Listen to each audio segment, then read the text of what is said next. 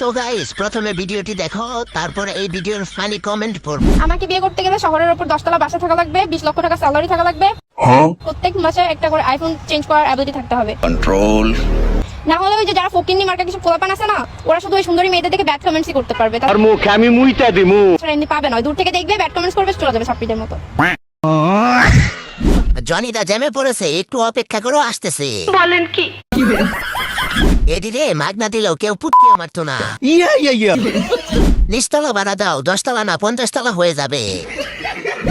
দেখে মনে হয় 12 খাটের পানি খেয়ে অভ্যাস। বলেছো। 2-3 লাখ টাকা মনে হয় না, তবে ঘন্টায় 200 থেকে 300 টাকা হতে পারে।